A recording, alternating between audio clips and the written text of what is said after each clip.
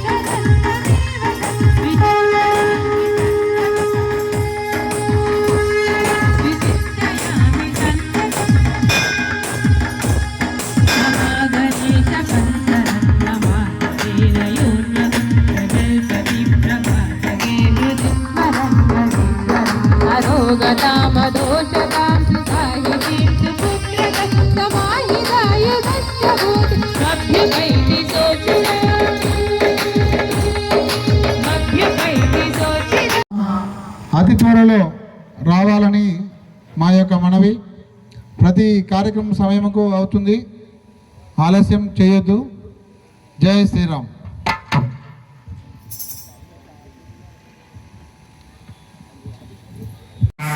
ఓం నేత్రాగమనం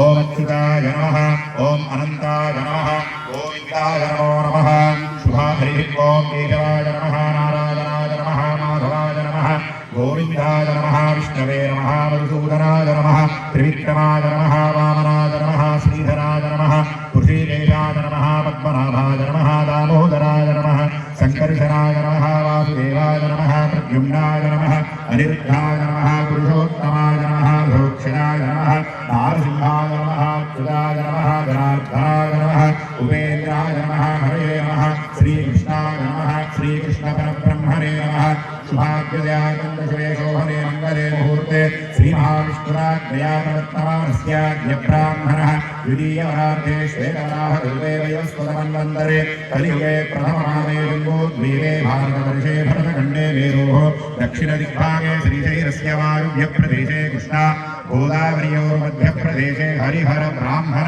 गुरुचरणसन्निधौ अस्मिन् वर्तमाने व्यावहारिक काङ्ग्रामेण प्रभावादी षष्ठीसंवत्सराणां मध्ये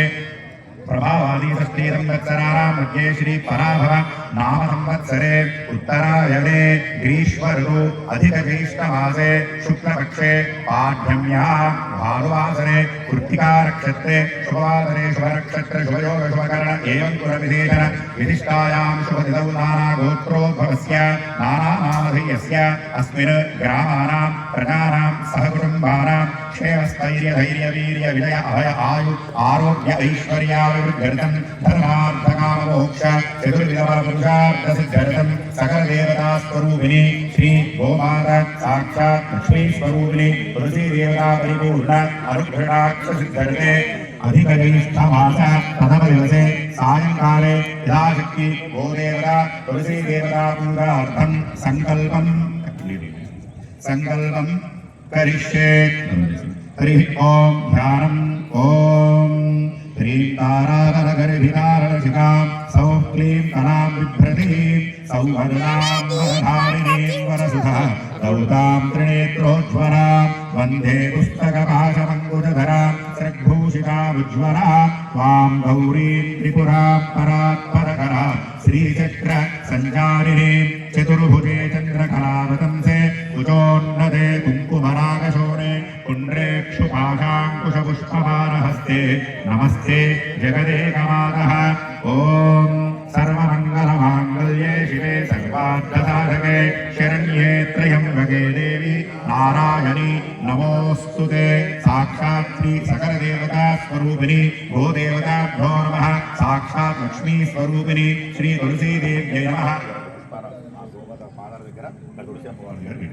ध्यायामि ध्यानं समर्पयामि आवाहयामि आसनं समर्पयामि सुवर्ण नवरत्न खचित हेमसिंहासनं समर्पयाम्यश्वान् रजनो देवसोमः दिव्यपीताम्बरवस्त्रयुग्मं समर्पयामि पद्मप्रिये पद्मिनिपद्महस्ते पद्मालये पद्मधराजटाक्षि विश्वप्रिये विष्णुमनोनुकूले पद्मालपद्मं वैसन्निवत्स्वा यासा पद्मादनस्ता विपुरकटितटी पद्मभद्राजटाक्षि गम्भीरावरदनाभिस्तनभरणविदा शुभ्रवस्त्रोत्तरीया दिव्यपीताम्बरवस्त्रयुग्मं समर्पयामि पुष्पं योपां पुष्पं वेद पुष्पवान् प्रजावान् पशुवान् भवति चन्द्रभावा अपां पुष्पो पुष्पवान् प्रजावान् पशुवान् भवति पुष्पं समर्पयामि गन्धद्वारा गन्धद्वारां दुरादर्शां विद्यविष्टां परीशरीं ईश्वरीं सर्वभूतानां आविहो बह्वये श्रियम् अलङ्करणार्थे गन्ध हरिद्रचूर्ण कुङ्कुमविलेपनं समर्पयामि हरिः ॐ आदरे देवराजरे दूर्वारोहन्तु पुष्पिरीः प्रदाश्च कुण्डलीकारि समुद्रस्य गृहायुवे सुवर्णाभरणानीं समर्पयामि पुष्पैः अच्युताय नमः जनार्दनाय नमः उपेन्द्राय नमः हरये नमः श्रीकृष्णाय नमः श्रीकृष्णपरब्रह्मणे नमः बालात्रिपुरसुन्दरीदेव्यै नमः ललितात्रिपुरसुन्दरीदेव्यै नमः अन्नपूर्णेश्वर्यै नमः వచ్చిన సౌకర్యంగా ఉంటుంది శబ్దం చేసుకోవాలి అందరూ ఒకసారి గొప్ప మాట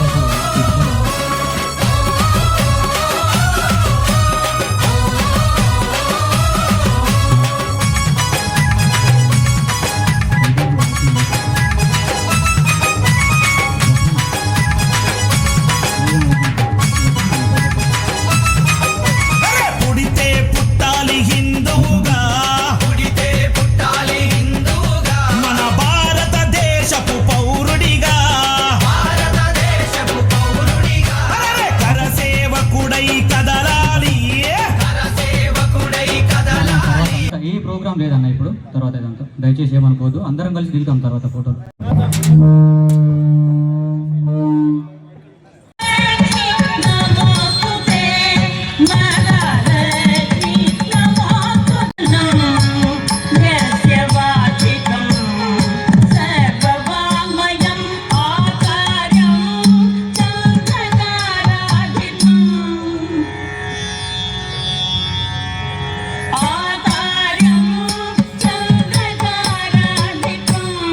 Namaste.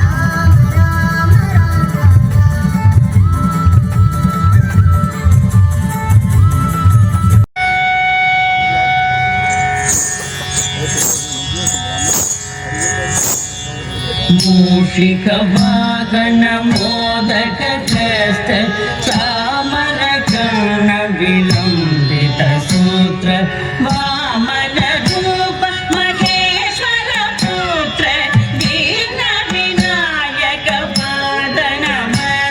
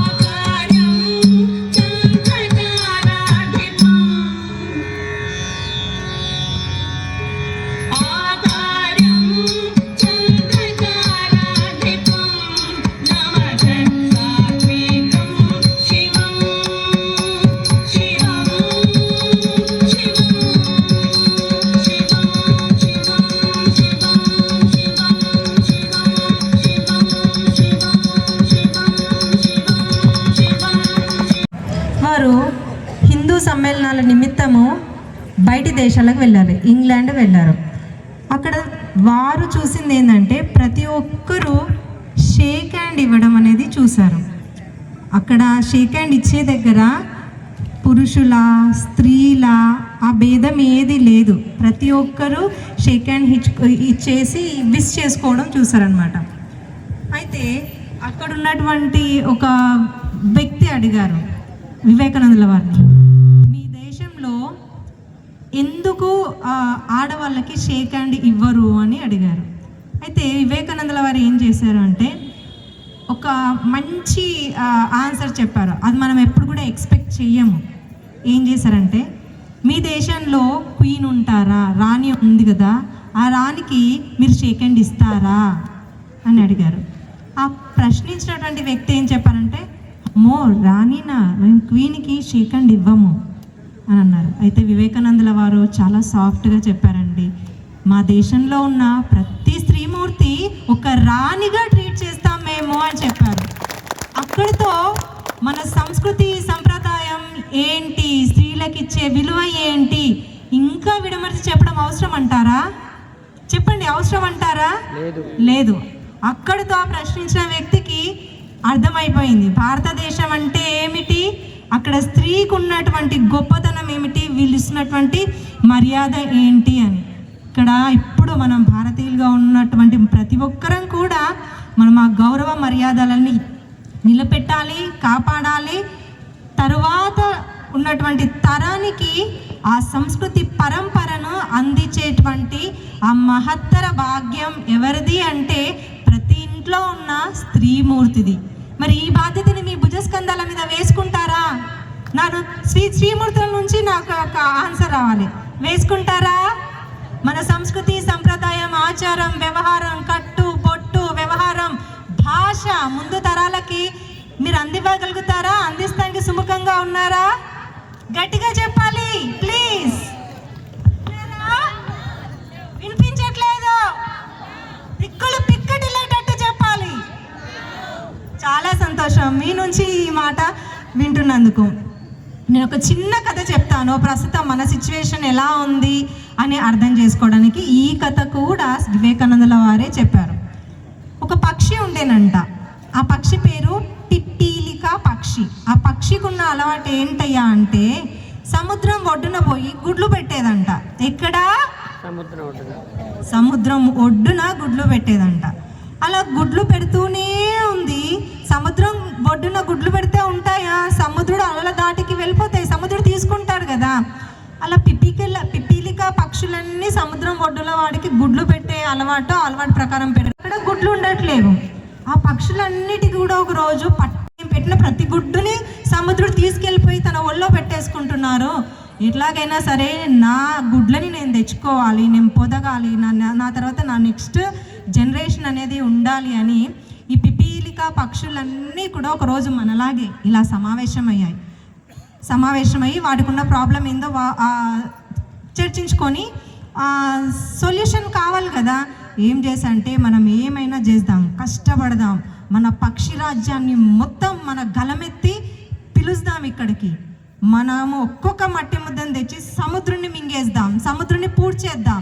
చలో అన్ని పక్షులు నడుం బిగించుకొని మరి గట్టి పట్టుదలతోని వాటి చిన్న చిన్న ఆ మూతిలో ఆ మౌత్లో ఎంతవరకు అయితే మట్టి పెడ్డలు వస్తాయో తీసుకురావడం సముద్రంలో వేయడం, తీసుకురావడం సముద్రంలో వేయడం, ఈ యొక్క పెద్ద యుద్ధ ప్రాతిపదికన చేశాయి. భూప్రపంచంలో ఉన్న పక్షులన్నింటికీ పిలుపునిచ్చాయి. ఆ పక్షులన్నీ వచ్చి చేసే పని మట్టిని తేవడం, సముద్రంలో పడేయడం. ఒకనాటికి సముద్రుడు జడుసుకున్నాడు. అమ్మోయ్, పక్షి రాజ్యం అంతా కదిలి రావడమే కాదు, పక్షుల రాజైన గరుత్మంతుడు కూడా వచ్చి హెల్ప్ చేస్తున్నారు, అయ్యో నా పరిస్థితి ఏంటి అని. ఎగ్జాక్ట్గా మనం కూడా అదే పరిస్థితిలో ఉన్నాం. మన కట్టు బొట్టు ఆచారం వ్యవహారం సంప్రదాయం కొన్ని క్రతువులు ఇవన్నీ కూడా పాశ్చాత్యపు పోకడలలో కొట్టుకుపోయాయి. ఇప్పుడు మనం నడుం బిగించాల్సిన అవసరం ఉంది. ఆ పిపీలిక పక్షిలాగా మన ఏదైతే పాశ్చాత్య సంస్కృతిలో మన యొక్క కట్టు బొట్టు ఆచారం వ్యవహారం భాష ఇవన్నీ పోయాయో అవన్నీ కూడా మనం తిరిగి తెచ్చుకోవాలి. తిరిగి తెచ్చుకొని మనం నెక్స్ట్ జనరేషన్కి మనకి ఎలా అయితే వచ్చాయో కట్టు బొట్టు సంస్కారము వేషధారణ భాష ఇవన్నీ కూడా మనం నెక్స్ట్ జనరేషన్కి ఇవ్వాల్సిన అవసరం ఎంతైనా ఉంది. మనది అన్న భావముంటే మనుగడ సాధ్యం, శక్తి శూన్యమై ఉంటే ప్రగతి అసాధ్యం. మనది అన్న భావన మనకున్న రోజు మనం ఎంత పనినైనా సరే శ్రమటోర్చి శక్తినంతా కూడగట్టుకొని చేయగలుగుతాం.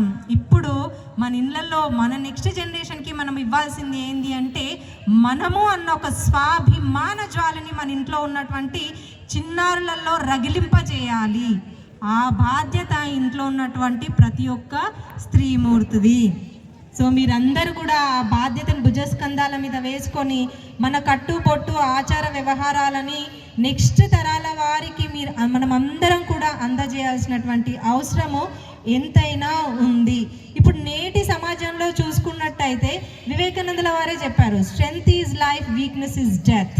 As we are showing our weakness to the society, that is the reason everyone coming and attacking are only. Okay, everyone they are coming and attacking. Why? We are showing our weakness. మన weakness, మన బలహీనత చూపిస్తున్నామండి. మనము మన ఐక్యత చూపించట్లేం. అలా చూపించకపోవడం వల్ల ఏమవుతుందంటే మూడో వ్యక్తికి వచ్చి మన వ్యవహారాలలో దూరి కలగజేసుకొని విభజించు పాలించు అనేటువంటి ఈ పరంపర నడుస్తూనే ఉంది. మనం వేదాల ప్రకారం చూసుకున్నటువంటి గీతకారుడైనటువంటి శ్రీకృష్ణ భగవానుడే చెప్పారు, గుణ కర్మలను బట్టి మాత్రమే వర్ణాలు 4 అని చెప్పారండి, పుట్టుకతో కాదు. మరి ఎందుకండి మనకి కులం? మధ్యలో ఎవరు తీసుకొచ్చారు? వలస పాలకులు తీసుకొచ్చారు.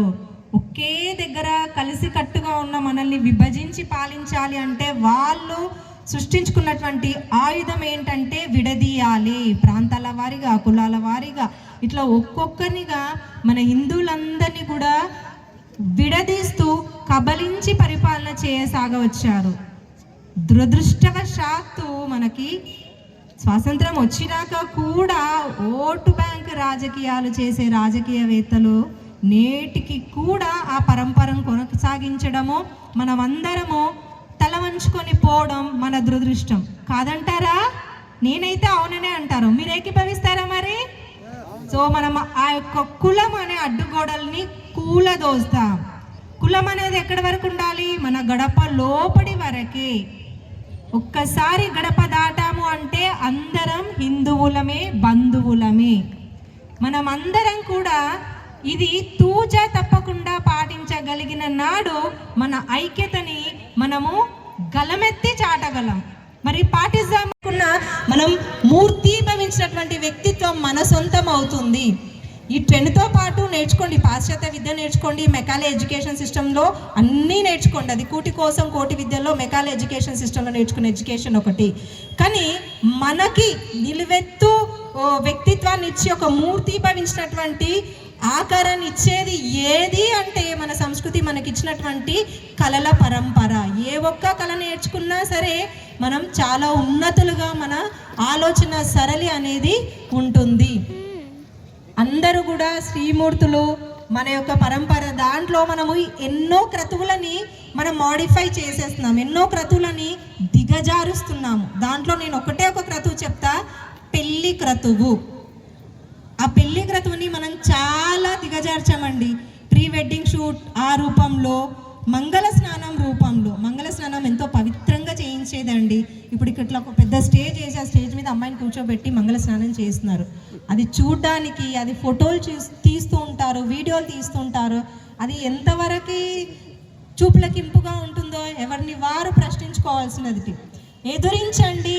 మన పరంపర మనకిచ్చినటువంటి ఆ యొక్క గొప్పదనాన్ని కాపాడడానికి అలాంటి మన ఇంట్లో మట్టుకే అవి ఎవరు చేసేటప్పుడు ఇలా కాదు, ఇలా చేద్దాం, ఇది ట్రెండ్ చేద్దాం, ఇది వైరల్ చేద్దాం అనేది మనకిచ్చినటువంటి ఆ గొప్పతనం ఏదైతే ఉందో ఆ ఒక్కొక్క క్రతువుని అదే ఫార్మాట్లో దాన్ని మాడిఫై చేయకుండా, దాన్ని ఇంకా దిగజార్చకుండా అదే ఫామ్లో చేసి వైరల్ చేయండి.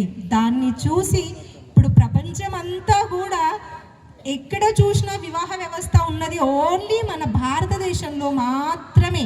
ప్రపంచంలో ఉన్నదంతా కూడా లివింగ్ టుగెదర్. పెళ్ళి అనేది ఉండదండి. జంతువులుగా బతికిడ్చినట్టు ఆడ మగ బ్రతికిడ్చేస్తారండి లివింగ్ టుగెదర్ అని పేరు పెట్టి.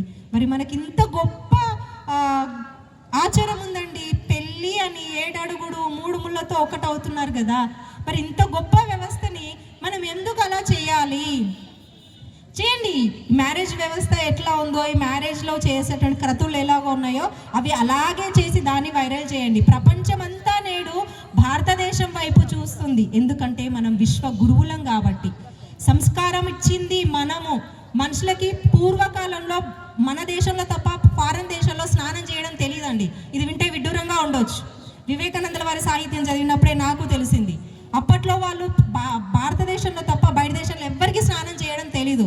స్నానం చేస్తే స్కిన్ పోర్స్ అన్నీ ఓపెన్ అవుతాయి, వైరసెస్ బ్యాక్టీరియా అటాక్ చేస్తుంది, మనం చచ్చిపోతాం, రోగాలు వచ్చిన స్నానం చేసే సంస్కృతి ఎక్కడా లేదండి భారతదేశంలో తప్ప. ఈ సోప్ అనేది ఇప్పుడు పుట్టింది. లక్స్ సోప్ అని ఎన్నెన్నో బ్రాండ్లు మనం పూసేసుకుంటున్నాం. సోపు పుట్టక ముందుకే స్నానం చేయడానికి సున్నిపిండి అనేది మనమే తయారు చేసామండి. సోపు ఫార్ములా ప్రపంచానికి ఇచ్చిందే మనమండి. మనకు తెలిసిన ఉదాహరణ చెప్తున్నాను. నలంద విశ్వవిద్యాలయం, తక్షశిల విశ్వవిద్యాలయం నుంచి ప్రపంచానికి జ్ఞాన భిక్షను పెట్టింది మన భరతవర్షం. దాన్ని కబలించేశారు, దాన్ని హస్తగతం చేసుకోవడానికి సగం కాల్చేశారు. కాలిపోయిన తక్షశిల నలంద విశ్వవిద్యాలయంలో తగలబడిపోయిన సగం జ్ఞానము, అందులో సగం మాత్రమే మనం ఫాలో అవుతున్నాం. ఆ సగము మాత్రమే తెలిసిన వాళ్ళమే విశ్వ గురువుగా అయ్యాము అంటే, ఆ మొత్తం ఉన్నప్పుడు మనం ప్రపంచాన్ని శాసించే స్టేజ్లో ఉన్నాము అంటే కూడా అతిశయోక్తి కాదేమో. ఇప్పటికీ మించిపోయింది ఏమీ లేదు. మన చేతిలో ఉన్నటువంటి బ్రహ్మాస్త్రాలనే పట్టుకొని వాటిని మాడిఫై చేయకుండా మనం ముందుకు సాగితే మనం అప్పటికి ఇప్పటికీ ఎప్పటికీ విశ్వగురు స్థానం మనదే అయి ఉంటుంది. నేను 2 స్లోగన్స్ చెప్తాను, నాతో పాటు మీరందరూ చెప్పాలి. చెప్తారా మరి? గడప లోపటే మన కులం, గడప లోపలే మన కులం, గడప దాటితే హిందువులం, గడప దాటితే హిందువులం, हम भारत की नारी है, हम भारत की नारी है, हम भारत की नारी है, हम भारत की नारी है, फूल नहीं चिंगारी है, फूल नहीं चिंगारी है, फूल नहीं चिंगारी है. फूल नहीं चिंगारी. సగర్వంగా చెప్పుకోండి, నేను భారత నారిని. సుకుమారంగా ఉండే పువ్వుని మాత్రమే కాదు, తేడా వచ్చినప్పుడు రగిలించే అగ్ని జ్వాలలం మనం. ఎవరము?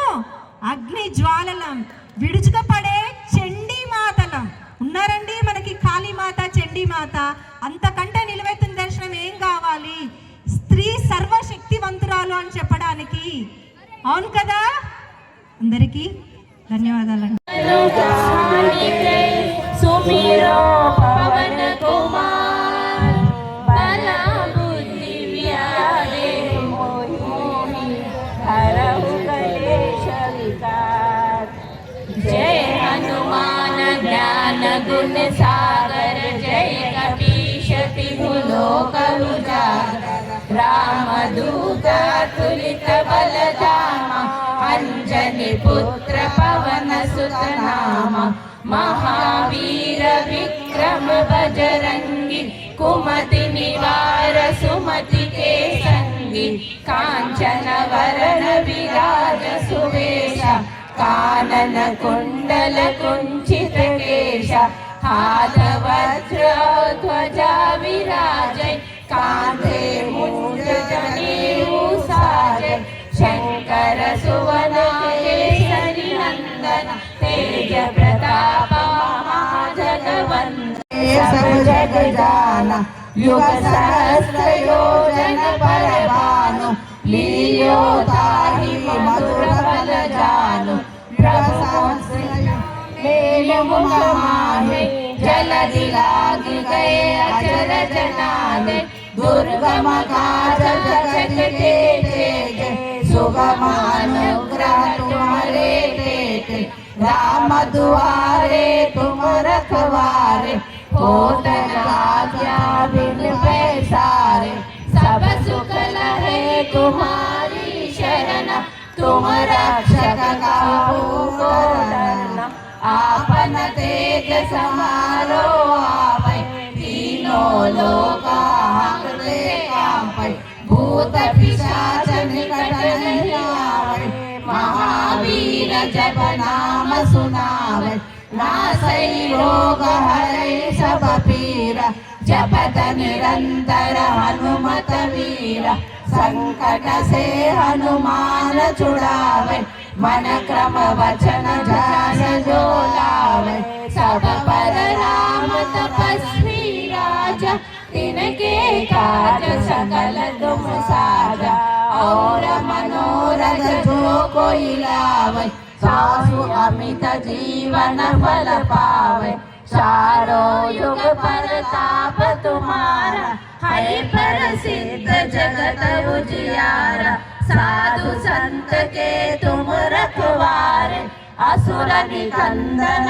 राम दुलारे अष्ट सिद्धि नव निधि के दाता असवर दीना जानकी माता राम रसायन तुमरे पासा सदा रहो रघुपति के दासा तुमरो भजन राम को पावे जन्म जन्म के दुख बिसरावे अंत काल रघुवरपुर जाई जहाँ जन्म हर भक्त कहाई और देवता चित्तन करई हनुमत से सर्व सुख करई संकट मिटे सब पीरा जो सुमिरै हनुमत बलवीरा जय जय जय हनुमान गोसाई कृपा करो गुरुदेव की नाई यह शतवार पाठ कर कोई छूटहि बंदे महासुख होई जो यह पढ़े हनुमान चालीसा होय सिद्धि साकी गौरीसा तुलसीदास सदा हरि चेरा की जय नाद हृदय माडेरा राम लक्ष्मण जानकी राम लक्ष्मण जानकी ఈ హిందూ సమ్మేళన సమితి యొక్క అధ్యక్షులు శ్రీ రెడ్డి గారికి అలాగే ముఖ్య అతిథిగా విచ్చేసినటువంటి శ్రీ చెరువు రాంబాబు గారికి హేమలత అక్క గారికి నా తోటి హిందూ బంధువులందరికీ కూడా హిందూ సమ్మేళన సమితి యొక్క శుభాకాంక్షలు తెలియజేస్తూ ఒక్కసారి ఇక్కడ వ్యవస్థలో ఉన్న వాళ్ళందరూ కూడా కొద్దిగా దగ్గరికి రావాల్సిందిగా వినతి ఇటు సైడ్ ఉన్న వాళ్ళు అక్కడ ఉన్న వాళ్ళు కూడా కొంచెం మీరు ఇటు దగ్గరికి రండి ఒక్కసారి గట్టిగా గో మాతా కీ గంగా మాతా కీ భూ మాతా కీ తులసి మాతా కీ భారత్ మాతా కీ భారత్ మాతా కీ మొట్టమొదటిసారి ఎవరు చెప్పారంటే అసలు భారత్ మాతాకి జై అని ఏదో ఉంటుంటుంది కదా ఎవరో అంటుంటారు కదా భారత్ మాతాకి జై అని ఎవరు చెప్పుంటారు త్వంహి దుర్గా దశ ప్రహరణ ధారిణి అని చెప్పేసి బకిం చంద్ర చటర్జీ రచించినటువంటి ఆనందమట్లోటువంటి వందే మాతర గేయం దాంట్లో నుండి వచ్చింది. ఈ దుర్గా మాతను మేము ఇట్లా కొలుస్తాము, అమ్మవారిగా కొలుస్తాము, ఈ భరతమాత స్వరూపము మేము నవదుర్గలుగా కొలుస్తామని చెప్పేసి ఈ భరతమాత అమ్మను తల్లిగా భూమిని తల్లిగా భావిస్తాం కాబట్టి భరతమాతగా భావిస్తూ మనం అక్కడి నుండి ఈ దేశానికి స్వాతంత్రం తీసుకొచ్చేంత పెద్దగా ఆ ఒక్క భరతమాత జై అనే పదము, వందే మాతరం అనే పదము, ఈ రెండు పదాలే ఈ దేశానికి స్వాతంత్రం తీసుకొచ్చే అంత గట్టి శక్తి గల మంత్రం. అందరికీ తెలుసు ఇది ఏం దేశం అనే ప్రస్తావన వస్తే భారతదేశం అంటాం. ఉత్తరం యత్ సముద్రస్య హిమద్రైవం చ దక్షిణం వర్షం తద్ భారతం నామ భారతీయత్ర సంతతి.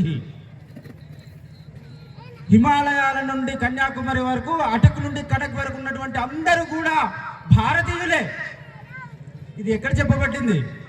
ఎప్పుడో 4000 సంవత్సరాల క్రితము విష్ణు పురాణంలో రచించినటువంటి చిన్నటి శ్లోకం ఇది, చిన్న శ్లోకం. 4000 సంవత్సరాల కిందట విష్ణు పురాణంలో రచించినటువంటి శ్లోకం ఇది. అందరికీ తెలుసు, ఆర్ఎస్ఎస్ అనగానే రాష్ట్రీయ స్వయం సేవక్ సంఘ్ అందరికీ తెలుసు. కానీ దీన్ని స్థాపించినటువంటి వ్యక్తి ఎవరు అని ఒక ప్రశ్న అడిగితే నాకు తెలిసి చాలా మందికి తెలియదు.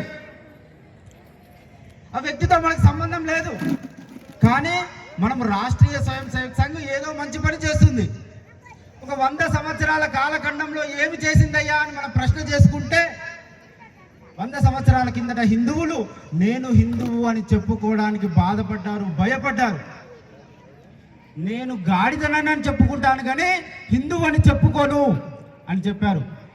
అప్పుడు నలుగురు హిందువులు ఏదైతే జరుగుతుందో దాన్ని నేను అవలంబిస్తానని చెప్పేసి ఈరోజు హిందువు ముందుకు వస్తున్నాడు.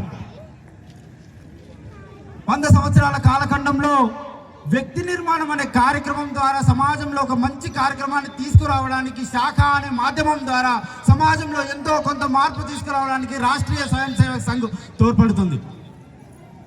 మనందరికీ తెలుసు, శాఖ అంటారు. పొద్దున్న లేస్తే ఇక్కడ ఉన్న వాళ్ళు శాఖకు రండి, లేకపోతే ఇంకొక అక్కడికి రండి, గ్రౌండ్లోకి రండి, ఆడుకుందాం రండి అంటే శాఖలో ఏం నేర్పిస్తారు? శాఖలో ఒక మాట నేర్పిస్తారు అంతే. ఏం మాట అయ్యా అంటే, దేశ్ కి రక్ష కోన్ కరేగా అంటే హమ్ కరేంగే. చిన్న పదం. జాన్ బి దేంగే, ఖూన్ బి దేంగే, దేశ్ కి మిట్టి కభీ న దేంగే అని చెప్పేసి చిన్న పిల్లలకు నేర్పిస్తారు. వారు పెరిగి పెద్దగైన తర్వాత ఈ దేశానికి తప్పులు చేయాలనో, తప్పుడు ఆలోచన రావాలనే ఆలోచన వస్తుందా? నా చిన్నప్పుడే దేశ రక్షా సమం పుణ్యం, దేశ రక్షా సమం వ్రతం, దేశ రక్షా సమం యాగో దృష్టో నైవచ అని నేర్చుకున్న నేను, అంటే దేశ రక్షణతో సమానమైనటువంటి పుణ్యము, సమానమైనటువంటి వ్రతము, సమానమైనటువంటి క్రతువు లేదు. కేవలం దేశ రక్షణే అన్నిటికైనా సర్వశ్రేష్ఠ కార్యక్రమం అని చెప్పి నేర్చుకున్న నేను, తప్పు చేయాలనే ఆలోచన నా మదిలోకి వస్తుందా? అటువంటి విషయాలు, శారీరక అంశాలు శాఖలో నేర్పించబడతాయి. మరి ఎట్లా ధైర్యం వస్తుంది? పిల్లలు చిన్న పిల్లవాళ్ళే, వాళ్ళకి ఎలా ధైర్యం వచ్చింది? అశ్వం నైవ గజం నైవ వ్యాఘ్రం నైవచ అజాపుత్రిం బలిం దత్యాం యోగో దుర్లభ ఘాతక. ఒకరోజు మేక దేవుని దగ్గరికి పోయిందంట. దేవుని దగ్గరికి పోయి అడిగిందంట, పెద్ద కార్యక్రమాలు క్రతువులలో పులిని కోస్తలేరు, మేక లేకపోతే గుర్రాన్ని కోస్తలేరు, లేకపోతే ఇంకొక జంతువుని కోస్తలేరు, నన్ను మాత్రమే ఎందుకు కోస్తున్నారయ్యా అని అడిగిందంట. దేవునితో మొరబెట్టుకుంటే దేవుడు అన్నాడంట, ఇంకొక 5 నిమిషాలు ఇక్కడ ఉంటే నాకే తినబుద్ధి అవుతుంది, నువ్వు వెళ్ళిపో అన్నాడంట. అంటే బలహీన సమాజాన్ని చూస్తే, బలహీనమైనటువంటి మనుషులను చూస్తే ప్రతి ఒక్కరికి కూడా లోకువ. అటువంటి లోకువలో ఉన్నటువంటి సమాజాన్ని ఉత్ప్రేరకం అందించి సమాజాన్ని ఒక మంచి దశ దిక్కు తిరగాలని చెప్పేసి 100 సంవత్సరాల కాలం నుండి ఆర్ఎస్ఎస్ ప్రయత్నం చేస్తుంది. ఇంకా 100 సంవత్సరాలు ఏం చేయబోతుంది? ఇదే పని చేయబోతుంది, ఇలాంటి కార్యక్రమాలే చేయబోతుంది, ఇలాంటి సమ్మేళనాలే చేయబోతుంది. ఈ సంవత్సరం 500 మంది కూర్చుంటే వచ్చే సంవత్సరం 5000 మందితో కూర్చొని ఇదే కార్యక్రమం చేస్తుంది, ఇట్లాగే చెప్తుంది.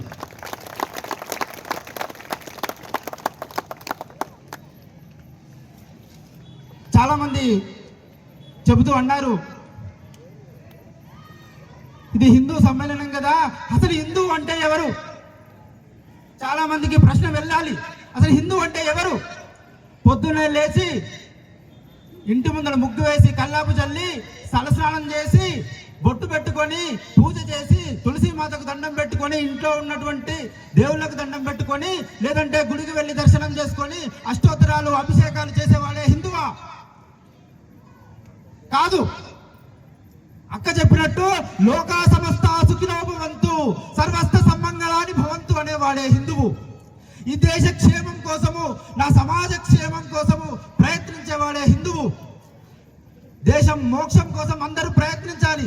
దేవుడు అనేది ఒక మార్గము. తప్పనిసరిగా మనము దేవుణ్ణి స్తుతిస్తూ, దేవుని యొక్క ఆ ఆలోచనలో ఉంటూ దైవస్థుతి చేస్తూ నేను మోక్షాన్ని పొందాలి, తప్పు లేదు. అది కేవలము 0.00000 చివరికి ఒక అంకె వేసుకుంటే ఎంత చివరిలో ఉంటుందో మీరు చేసే క్రతువులు లేకపోతే ఏదైతే అభిషేకాలు అష్టేతరాలు ఆ లెవెల్లో ఉన్నాయి. దేవుడు చెప్పాడు మాధవ సేవే మానవ సేవతో నన్ను మీరు పూజించండి అని చెప్పేసి. కానీ ఆ విషయం మనం మర్చిపోయి యజ్ఞ యాగాదుల కానీ ఆగిపోతున్నాం. మరి ఈ హిందువు ఎలా మారాలి, ఈ హిందువుగా ఎలా నిరూపించుకోవాలి అని చెప్పేసి ఒక 2-3 చిన్న కథల ద్వారా నేను వివరణ చేస్తాను.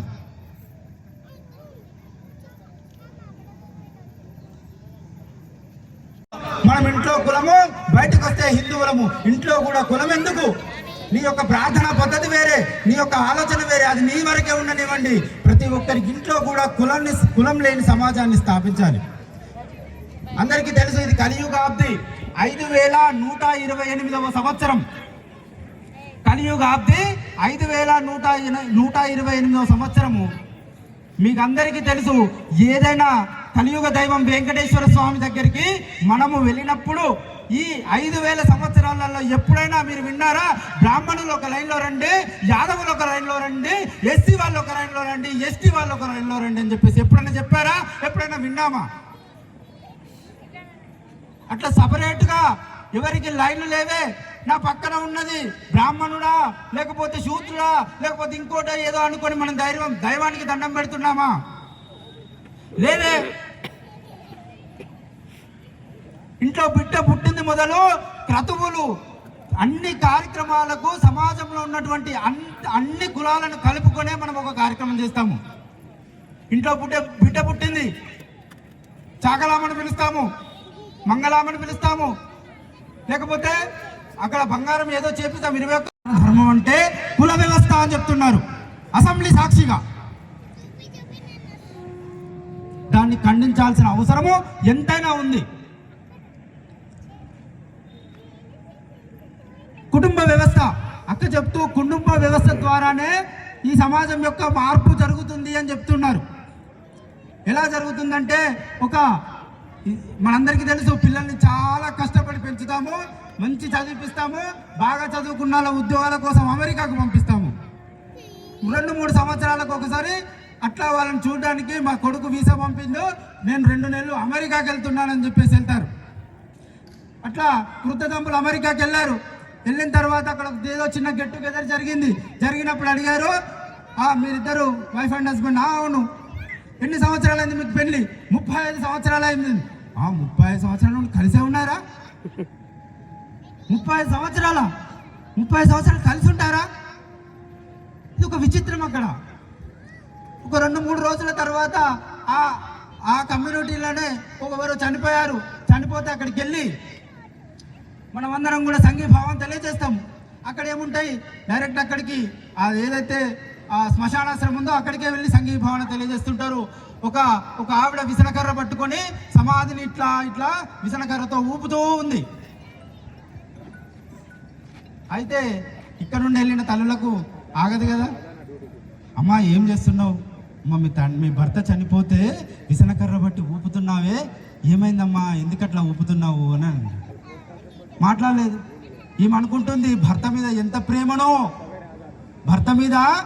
ప్రేమనో ఉంది, విసనకర్ర బట్టి ఊపుతుంది అని చెప్పి అన్నారు. చివరికి చెప్పింది, మా భర్త చనిపోతూ కనీసం నా సమాధి ఎండిపోయేంత వరకైనా నువ్వు వేరే పెళ్లి చేసుకోకు అన్నదంట. చూడండి, అలాంటి కుటుంబ వ్యవస్థలో ఉంది. అలాంటి కుటుంబ వ్యవస్థను మనం ఇంపోర్ట్ చేసుకుంటున్నాము. అలాంటి అద్మానమైన వ్యవస్థను, అటువంటి పనికి రాని వ్యవస్థను మనం ఇంపోర్ట్ చేసుకుంటున్నాము. లివింగ్ టుగెదర్ అని చెప్తున్నారు. పిల్లలు లేని సమాజాన్ని తయారు చేస్తున్నారు. ముందెవరో అన్నారు, మా నాన్నమ్మ 5గురిని కన్నది, మా తల్లి 4గురిని కన్నది, మేము ఇద్దరితోటే ఆపుతున్నాము. ఒక్కరు చాలు, ఇద్దరు చాలు, ఒక్కరే వద్దంట. ఇప్పుడు ఇద్దరు కూడా వద్దంట, ఒక్కరు కూడా వద్దంట. డింక్ ఫ్యామిలీలు వచ్చాయి. Dual income, no kids. ఇద్దరు సంపాదించాలి. సంపాదించిన ప్రతిదీ మేమే వారాంతం రాగానే అయిపోవాలి అవన్నీ. అటువంటి సమాజం ఉంది. మనమందరం తెలుసు, ఏ క్రతువులోనైనా అమ్మవారిని పసుపు ఉండలో కూర్చోబెట్టి అడుగుతాము. అన్ని ఏదైతే అమ్మవారి దశావతారాలు ఉన్నాయో, నవదుర్గలు ఉన్నాయో మనం ఆహ్వానం చేస్తుంటాం. తల్లి దుర్గామాత అంటున్నాము, లేకపోతే అన్నపూర్ణేశ్వరి అంటున్నాము, ధైర్యలక్ష్మి, ధనలక్ష్మి, ధాన్యలక్ష్మి అంటూ చివరిలో సంతాన లక్ష్మిని కూడా మనం కోరుకుంటాం. అట్లా సంతాన లక్ష్మి రాకుండా ఉంటే నీకు ఇటువంటి ధనలక్ష్మి, ధైర్యలక్ష్మి నీ దగ్గర ఉండి ఏమి లాభం? తర్వాత జనరేషన్కు ఏమి చేయకుండా కేవలం నీ దగ్గర ఉంచుకొని నువ్వేం చేసుకుంటావు? చస్తూ కుక్కల పేరు మీద రాస్తున్నారమ్మా ఆస్తి మొత్తం. కేవలం ఇటువంటి దౌర్భాగ్య స్థితి హిందువులకు మాత్రమే వస్తుంది. హిందువులు మాత్రమే ఇలాంటి ఆలోచనలు చేస్తున్నారు. మొన్న ఒకరి ఇంటికి వెళ్ళాను. ఇట్లాగే ఏదైనా నగరికి వెళ్ళినప్పుడు వాళ్ళ ఇంటి దగ్గరికి వెళ్ళి కూర్చొని మాట్లాడుతూ ఉంటాం. అబ్బాయి, చిన్న అబ్బాయి 6వ తరగతి చదువుతున్నాడు. అబ్బాయి వచ్చి నా పక్కన కూర్చున్నాడు. ఏం పేరు నాన్న? వాత్సవ, శ్రీ వాత్సవ. అచ్చా, మీ ఇంటి పేరేంటి? మీ ఇంటి పేరేంటి? కౌస్తుభం నిలయం అన్నాడు. అదేంటి నాన్న కౌస్తుభం ఏంటి అని అంటే, లేదంకుల్ బయట రాసిందా చూడాలి, కౌస్తుభం నిలయం అనే రాసింది, మా ఇంటి పేరు అదే. అంటే ఒక తల్లి తండ్రి మీ ఇంటి పేరు కూడా చెప్పలేనంత దౌర్భాగ్య స్థితిలో ఉన్నారు. మీరు జాయింట్ ఫ్యామిలీలా? మాది జాయింట్ ఫ్యామిలీ. ఎవరెవరు ఉంటారు? మా అమ్మ, మా నాన్న, నేను, ముగ్గురం. మా జాయింట్ ఫ్యామిలీ. నానమ్మ లేదు, లేకపోతే తాత లేదు, అమ్మమ్మ లేదు, ఏది లేదు. తాత వస్తారా? వస్తారు, ఎప్పుడో ఒకసారి. సమ్మర్కి వస్తారు, 2 రోజులు ఉంటాడు, వెళ్ళిపోతాడు. తాతగారి పేరేంటి? నాకు తెలియదు. తాతగారి పేరా? నాకు తెలియదు. మమ్మీ, తాత పేరేంటిది? ఇటువంటి స్థితిలో సమాజం ఉంది, ఇటువంటి పరిస్థితుల్లో సమాజం ఉంది. చాలా ఎబ్బెట్టుగా అనిపిస్తుంది ఇలాంటి విషయాలు మనం చెప్పాలనుకుంటే. వారిని ఎలా చూస్తాం మనం? దైవ సమానులాగా చూస్తాము. చాలా ప్రేమతో చూస్తాము. చాలా అంటే వారు మన ఇంటికి రావడము మన అదృష్టంగా భావిస్తాము. అటువంటి గురువు గారు మన ఇంటికి వచ్చి మన ఇంట్లో ఉన్నటువంటి మనకు ఎంతవరకు చాతనైతే అంతవరకు వారి యొక్క సేవ చేసుకొని, వారికి పంచభక్ష పరమాణాలు మన ఇంట్లో ఉన్నంత వరకు సేవ చేసి మనం అందజేస్తాము. మనం ఎంతో పరమానందం పొందుతాము. నాకు ఉపదేశం ఇచ్చినటువంటి వ్యక్తి, నన్ను ఒక మార్గదర్శనంలో పెట్టినటువంటి గురువు గారు నా ఇంటికి వచ్చి నా చేతుల మీదుగా వారు భోజనం తిన్నారంటే నాకు ఎంత అదృష్టం అని భావిస్తాం. అన్ని రకాల వారికి ఏదైతే అన్ని చేసేసి వారు వెళ్ళిపోయారు. వెళ్ళిన తర్వాత కొడుకొచ్చాడు. కొడుకొచ్చి, అమ్మ నేను ఈ టేబుల్ మీద ఒక 10,000 రూపాయలు పెట్టాను, ఆ 10,000 రూపాయలు నువ్వు తీసావా అని అడిగాడు. అమ్మనే కదా అడిగేది. ఇంట్లో డబ్బు లేకపోతే ఎక్కడో పెట్టిందని ముందు అడిగేది అమ్మను. తర్వాత నాన్నని అడిగాడు. లేదు బిడ్డ, నేను కూడా తీయలేదు. మరి ఎవరు వచ్చారు? గురువు గారు వచ్చారు. అమ్మ గురువే తీసుకొని వెళ్ళిపోయి ఉంటాడు. అంతే కదా. తర్వాత 1 సంవత్సరం కాలఖండంలో అట్లా పర్యటన చేస్తూ తిరిగి మళ్ళీ ఆ గురువుగారు ఆ ఇంటికి వచ్చారు. ఎప్పటికీ ఆ శంఖమణలో ఉంటుంది. ధైర్యం చేసి గురువు గారిని అడిగింది, అమ్మా అయ్యా గతసారి మీరు వచ్చినప్పుడు ఇక్కడ ఒక 10,000 రూపాయలు ఉండే, ఆ 10,000 రూపాయలు మీరేమన్నా అని ధైర్యం చేసి ఒక మాట అడిగింది.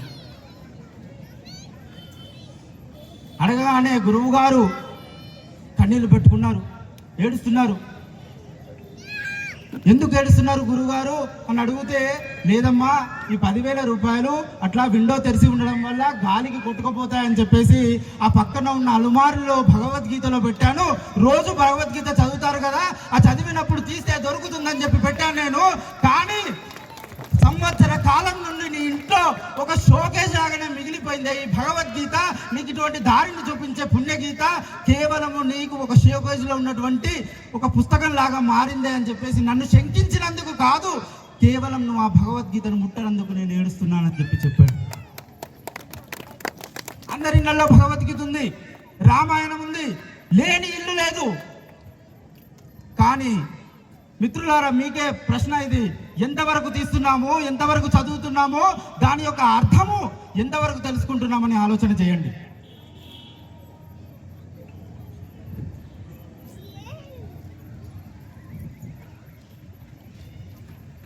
చాలామంది ఆర్ఎస్ఎస్ అనేసరికి ఒక భావజాలమైన ముద్రనున్నారు.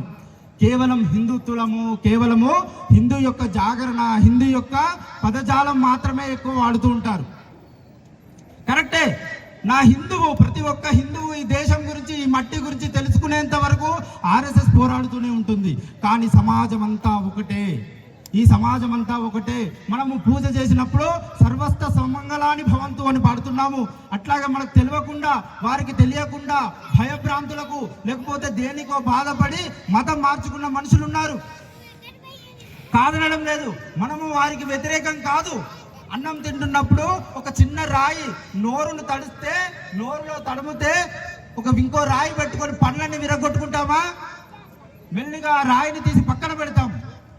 సమాజంలో ఉన్నటువంటి చెడును కూడా మనం అట్లా పక్కన పెట్టాలి. సమాజంలో ఉన్నటువంటి మంచిని గ్రహించాలి. సమాజంలో మనం ఏమి చేస్తే సమాజం మొత్తం కూడా మన వెనుక నడుస్తుందనే ఆలోచన మనం రేకెత్తించాలి ప్రతి ఒక్కరికి కూడా. హిందూ సమాజంలో చాలామంది, ఇంతకుముందు అక్క మాట్లాడుతూ మాతృమూర్తుల ద్వారా సమాజం ఎంతో కొంత మారుతుంది అనే ఒక భావ వ్యక్తీకరణ చేశారు. నిజమే. ఎందుకంటే చాలా సంవత్సరాల నుండి మన ఇంటి పక్కనే ఉంటారు. వాళ్ళ ఇంటికి వస్తారు. ఇంటికి రాగానే మనం ఏం చేస్తున్నామో, ఆంటీ అంకుల్ వచ్చింది, నువ్వు లోపలిగో పిల్లల్ని. మరి మామయ్య వచ్చాడు, అత్తమ్మ వచ్చింది, తాతగారు వచ్చారు, ఒక గ్లాస్ నీళ్ళు తీసుకొచ్చి ఇవ్వండి అని చెప్పే ఆలోచన కూడా ఈ హిందుత్వంలో లేకుండా పోయిందే. మన తల్లిదండ్రులు అలాగే చేశారా? ఒక్కసారి మనం ప్రశ్న వేసుకుందాం. ఈరోజు ఇలాంటి మంచి కార్యక్రమానికి కూడా, లేకపోతే గుడికి వెళ్ళేటప్పుడు కూడా పిల్లల్ని మనము, మీరు ఇంట్లో కూర్చోండి, ఏసీలు వేసుకోండి, బుక్ తీసి చదవండి, మేము మాత్రం గుడికి పోయి అభిషేకాలు, అష్టోత్తరాలు చేసి మేము వస్తామని చెప్పి అంటున్నారు. నిజమైన ఆ కల్పన ఎవరికి కావాలి? ఇంకా ఈ వయసులో మనకు అవసరమా? పుట్టింది మొదలు, పుట్టక ముందు నుండి కూడా ఉంది. మనము పుట్టక ముందు కూడా హైందవం ఉంది. బిడ్డ పుట్టక ముందు కూడా మనము శ్రీమంతం అనే కార్యక్రమం ద్వారా సమాజంలో అందరినీ కలిపి బిడ్డ చక్కగా మంచిగా ఆయురారోగ్యాలతో పుట్టాలని చెప్పి సమాజంలో ఉన్న ప్రతి ఒక్కరిని పిలిపించి ఆ తల్లికి దీవెనలు ఇప్పిస్తాం. ఎక్కడుంది కులభావం? బిడ్డకు పెళ్ళైతే ఆ పెళ్లికి ఇచ్చే చీర, సారా ఎవరో వేరే వాళ్ళు చేసిందా, లేకపోతే బంగారం వేరే వాళ్ళు చేసిందా? సమాజంలో ఉన్నవారు చాకలంటే రాకపోతే పెళ్ళే కాదు. చాకలంటే ఈ తెలంగాణ సమాజానికి ఆడబిడ్డలాగా చూస్తాము, బట్టలు పెడతాము, వారిని సంతుష్టీకరణ చేస్తాము. చాకలి వాళ్ళు అలిగిపోవద్దు, వాళ్ళను ఆ ఇంటి ఆడబిడ్డ వాళ్ళకి ఎట్లయినా సరే అలిగిపోవద్దు, వాళ్ళను సంతుష్టీకరణ, వాళ్ళు 100 అడిగితే 200 కూడా ఇచ్చి పంపిస్తాం. కారణం, ఇన్ని కులాలు కలిపితే నీ ఇంట్లో పెళ్ళి అవుతుంది. చావు కూడా ఆయన రాకపోతే అవుతుందా? మన ఇంటి చావు మనం ఇంట్లో ఉన్న నలుగురం మాత్రం మోస్తే అవుతుందా? సమాజం అంతా కలిసి మోస్తున్నారు. కొంతమంది స్వార్థపరులు సమాజంలో సనాతన ధర్మం, ఇది సనాతన ధర్మాన్ని ఒక దోమలాగా, ఒక డెంగ్యూలాగా తీసేస్తామని చెప్పి సమాజంలో అట్లాంటి మాటలు. ఫస్ట్ అదనేది బ్రహ్మచర్యము చాలా శక్తియుక్తులతో ప్రయత్నం చేసి ఆ బ్రహ్మచర్యంలో తను నేర్చుకోవాల్సిన అంశాలు, తర్వాత తన తల్లిదండ్రుల పట్ల ఉండాల్సిన గుణాలు అన్నీ కూడా వ్యక్తీకరణ చేస్తూ తన బ్రహ్మచర్యాన్ని దాటుతాడు 25 సంవత్సరాలకు. తండ్రిలో మనసులో ఉంటుంది నా కొడుకు ఏ క్షణమైనా చనిపోవచ్చు అని, కానీ ఆయన కర్మలు అలా చేస్తున్నాడు. నేను ఏమి చేయాలి, ఏమి చేస్తే నేను నా బ్రహ్మచర్యాన్ని నేను అద్భుతంగా చేయగలుగుతాను, ఏమి చేస్తే నేను నా బ్రహ్మచర్యం ద్వారా సమాజంలో ఎటువంటి మార్పును తీసుకురాగలుగుతాననే ఒక సంకటంతో, ఒక మంచి సంకల్పంతో పనులు చేస్తూ పోతున్నాడు.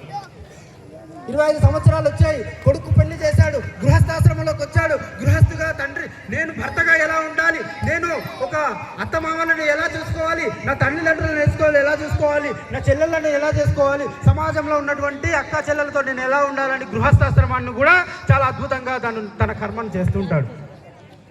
అట్లా కర్మ చేస్తూ చేస్తూ తర్వాత వానప్రస్థానము 50 సంవత్సరాల తర్వాత ఇల్లు ఒక మొత్తం వదిలిపెట్టుకొని సమాజంలో నేనేం పని చేయగలుగుతాను, వానప్రస్థాశ్రమంలో 75 సంవత్సరాల వరకు నేనేం చేయగలుగుతానని చెప్పేసి వానప్రస్థానం చేస్తాడు. తర్వాత బ్రహ్మచర్యం తీసుకుంటాడు. బ్రహ్మచర్యం తీసుకున్న 75 సంవత్సరాల నుండి నిండు 100 ఏళ్ల పాటు బ్రతుకుతాడు. తన కర్మ ద్వారా హిందూ ఒక దేవుడు రచించినటువంటి తన యొక్క ఆ విధిలికాన్ని కూడా మార్చి కర్మ ద్వారా హిందువుగా మార్పు చెందుకొని తన ఆయుష్ పెంచుకోగలిగాడు. ఇప్పుడు చెప్పండి, ఈ కర్మలు మనందరికీ తెలుసు, 4 కర్మలు మనందరికీ తెలుసు. కానీ ఏ కర్మ వరకు మనం ఆగిపోతున్నాం? గృహస్థాశ్రమం వరకు ఆగుతున్నాం. మీరు గమనించినట్టయితే పూర్తిగా మెజారిటీ వచ్చిన ప్రభుత్వం అంతకుముందు 30 ఏళ్ల నుంచి లేదు.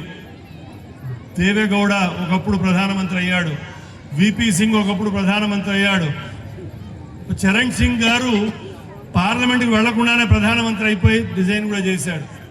అటువంటి గవర్నమెంట్ నుంచి 2014లో పూర్తి మెజారిటీతో బీజేపీని పైకి పంపించారు. మన ప్రజలందరూ మనలాంటి వాళ్ళమే పంపించాం. అక్కడి నుంచి మొదలెడితే కనుక కోర్టులో కూడా మార్పులు రావడం చూసాం మనం. కోర్టు వ్యవస్థలో కూడా హిందువులకు అనుగుణంగా, అంటే హిందువులకు అనుగుణంగానే లేదు, దేశం ఇది కోరుకుంటోందని చెప్పి హిందువుల పట్ల పక్షాన తీర్పిస్తోందా. ఉదాహరణకి రాముల వారు పుట్టి పెరిగిన అయోధ్య, దానికి మరి 525 సంవత్సరాల నుంచి మనం కొట్లాడుతూ ఉంటే మొన్న మధ్య మనకి 2018-2019 తీర్పు అయోధ్య 19లో అయోధ్యలో రాముల వారిదే ఆలయం, అక్కడ బాబ్రీ మసీద్ తర్వాత వాళ్ళు వచ్చి ఆక్యుపై చేసి కట్టుకుందే అని చెప్పి మనకి ఒక తీర్మానం ఇచ్చారు. అలాగే ఉత్తరప్రదేశ్లో చంబల్ అని ఒక నగర ప్రాంతం ఉన్నది. ఆ నగర ప్రాంతంలో మన పూర్వీకులు ఎన్నో గుళ్ళు ఉన్నాయి. అక్కడ ఈ ముష్కర్లు వచ్చి ఎక్కువగా సమాజంలో వాళ్ళు ఎక్కువ ఉంటే ఏమవుతుందంటే హిందువుల్ని ఫస్ట్ పారదోలుతారు. హిందువులు పారదోలే ముందు వాళ్ళని అక్కడ ఉన్నప్పుడు వాళ్ళ ఉన్న గుళ్ళని ధ్వంసం చేసి వాటిని ఆక్యుపై చేసి మన అవమానపరుస్తూ ఉంటారు. అటువంటి చంబలు వ్యవస్థని మళ్ళా వెనక్కి తీసుకొచ్చారు యోగి ఆదిత్యనాథ్ గారు. అలాగే కాశీలో మన శృంగాలు 2 పైన పెట్టుకుని ఎదురు చూస్తూ ఉన్నాడు, మా పశుపతినాథుడు ఎప్పుడు బయటపడతాడా అక్కడి నుంచని. జ్ఞానవాపి దేవాలయాన్ని ఇవాళ కోర్టుకు ఎక్కాం. శృంగార గౌరీ అమ్మవారిని కొలుచుకుంటున్నాం గత 4 ఏళ్లుగా. ఇవన్నీ కూడా కోర్టు ఇచ్చిన తీర్పులని మనం చూసుకోవాలి. అలాగే భక్తు సంస్కరణ కనిపించిన భూమి అంతా మాదే అని వాళ్ళు రాసుకోవడం మొదలెట్టిన దగ్గర నుంచి పార్లమెంట్లో దీని మీద వ్యవస్థ తీసుకొచ్చారు. వక్ఫ్ చట్టాన్ని రద్దు చేసే ప్రయత్నంగానే మనం వెళ్తున్నాం. ఎన్ఆర్సి నేషనల్ రిజిస్ట్రేషన్ ఎన్యూమరేషన్ కోసమని ఎన్ఆర్సి తెచ్చారు, సిడబ్ల్యూ తెచ్చారు. అట్లాగే ఇప్పుడు యూసీసీ వైపుగా, అంటే యూనిఫామ్ సివిల్ కోడ్ వైపుగా మనం ముందంజ వేస్తున్నాం. నిన్నటికి నిన్న హర్షణీయం, వాగ్దేవి ఆలయం అయినటువంటి భోజరాజు గారు కట్టించిన భోజశాలని మనం మళ్ళా వెనక్కి తీసుకున్నాం. అక్కడ మస్జిద్లో ప్రార్థనలు జరగకూడదని చెప్పారు. నిన్న నుంచి ప్రార్థనలు వాగ్దేవి అమ్మవారికి నిన్న నుంచి మొదలైనవి. ఇవన్నీ ఎందువల్ల జరుగుతున్నాయంటే మనందరిలో ఒక రకమైన ఐక్యత రాబట్టి ఇవన్నీ మనం చేసుకోగలుగుతున్నాం. మనం ఏది కావాలనుకుంటే ప్రభుత్వాలు అవే చెయ్యాలి.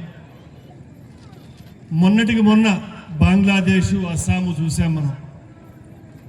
బంగ్లాదేశ్లో 96% వెళ్ళి ఓట్లు వేశారు అంటే మరి గెలిచింది ఎవరు? ఓ తాటకలాగా అక్కడ ఉండి హిందువుల్ని ఎంత హింస పెట్టారంటే ఆడవాళ్ళు గనక కొత్తగా వచ్చిన కోడల్ని రాత్రికి మా ఆఫీసుకి పంపించమంటే దిక్కు లేదు ఇంట్లో మగవాళ్ళకి. అందుకని అక్కడి నుంచి పలాయనం చిత్తగించేవాళ్ళు, పెళ్ళైపోయిన వెంటనే పలాయనం చిత్తగించేవాళ్ళు. ఎందుకంటే కోడలు ఇంకొకళ్ళ పాలు కాకూడదు అనే ఒక దుర్దశ నుంచి ఇవాళ 96% ఓట్లు వేయించుకుని బీజేపీ వాళ్ళు అక్కడ రాజ్యానికి వచ్చారు.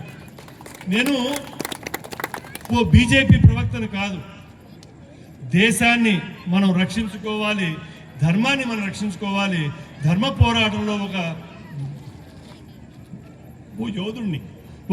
యోధుడిని మాత్రమే. ఆర్ఎస్ఎస్ వాళ్ళకి నేను వకాలతా ఇవ్వాల, నాకేమన్నా అవుతే మీరు వచ్చి కాపాడండి. నన్ను నేను కాపాడుకుంటే కనుక వాళ్ళు వస్తారు. అప్పుడు నన్ను నేను కాపాడుకోలేని పరిస్థితుల్లో ఎవరు వచ్చి కాపాడుతారు? కాబట్టి మనం ఇక్కడ కూర్చున్న వాళ్ళందరం కూడా మనని మనం ఎలా రక్షించుకోగలుగుతాం, మనని మనం ఎలా కాపాడుకోగలుగుతామని ఒక ఆలోచన మనం చెయ్యాలి. ప్రభుత్వం వచ్చింది 2014 నుంచి వాళ్ళ 13వ సంవత్సరానికి హిందువుల మనోభావాలు తెలుసుకుని వాళ్ళకి కావాల్సినట్టు వాళ్ళు చేస్తున్నారు కదా. మనం హిందువులుగా మరి మనం ఏం చేయాలి? ఆలోచన మనం చేయాలి. మనం ఏం చేయాలి అనే ఆలోచన మనకి రావాలి. ఇక్కడ ఒక మాట నేను చెప్పదలుచుకున్నాను. మాతృమూర్తులు ఇక్కడ కనీసం 150 నుంచి 200 మంది వచ్చారు.